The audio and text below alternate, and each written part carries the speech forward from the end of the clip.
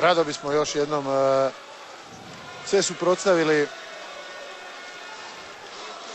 tim Francuzima, jer u te njihove dvije krune koje imaju do sada, evo 36-28 su ugrađene pobjede nad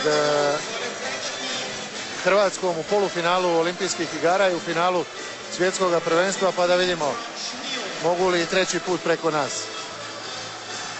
Ja mi prvo Poljskicu odrediti, da, a onda velim, ako bude, bit ćemo najvjerojatnije malo pametniji, pa ćemo i bolje odigrati.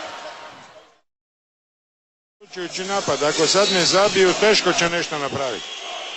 Mihal Jurecki krade loptu, Drago Vuković ide kontra, evo prilike za Čupića koji se okliznuo, ali je ipak zabio prvi iz igre, odveo Hrvatsku na +4 na korak do finala. Ruku ne dignu, evo dižu je.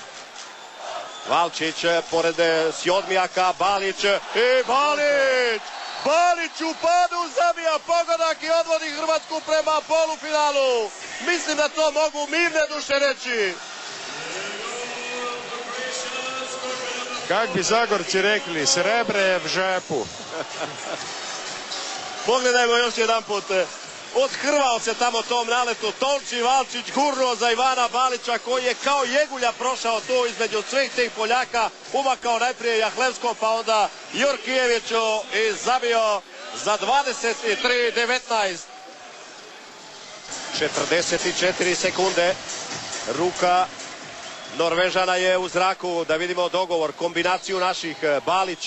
Balić prema Tončiju, Valčiću, Tonči ide 1 na 1 i izborio je novi prekršaj. Nije previše vremena potrošeno. Preblizu je poljska ekipa, mjestu gdje se izvodi prekršaj.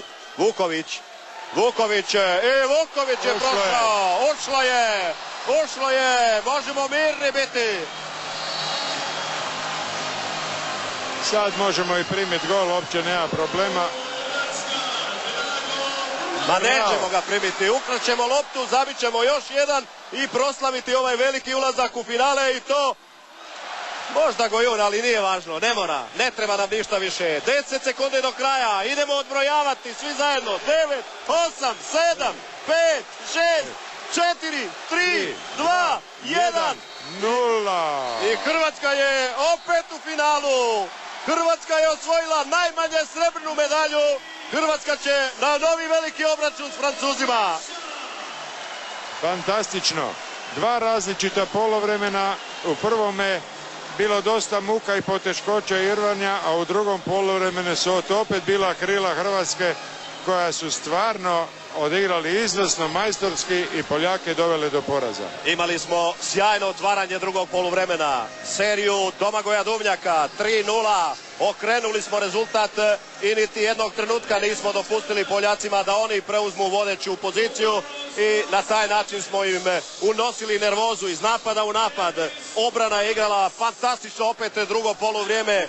Jaka, moćna na nogama. Imali smo Mirka Lilovića kada je to bilo važno u onim kritičnim trenucima i Hrvatska je izgradila još jednu veliku medalju.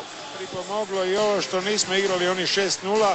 Na početku oni su tu sredinu uzimali sa tim pivotom i sa tim križanjima ovi vanjski koji su dolazili, nego je Vori poslije izašao van i tu smo im tu sredinu oduzeli.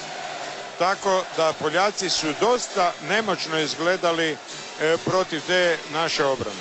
Ajmo onda reći još, Velimire, finale svjetskog prvenstva na Islandu, finale olimpijskih igara u Atlanti, finale svjetskog prvenstva u Portugalu, finale olimpijskih igara u Ateni, finale svjetskog prvenstva u Tunisu, finale evropskog prvenstva u Norveškoj i onda još finale svjetskog prvenstva u Hrvatskoj, pa kao vrhunac svega na kraju jedne fantastične generacije hrvatskog rukometa, finale evropskog prvenstva, a rekli smo da je ovo tek početak puta za London. Sigurno. Malo smo previše razmazili publiku i sve i svi očekuju ono uvijek najbolje, ali velim treba među 4 ući.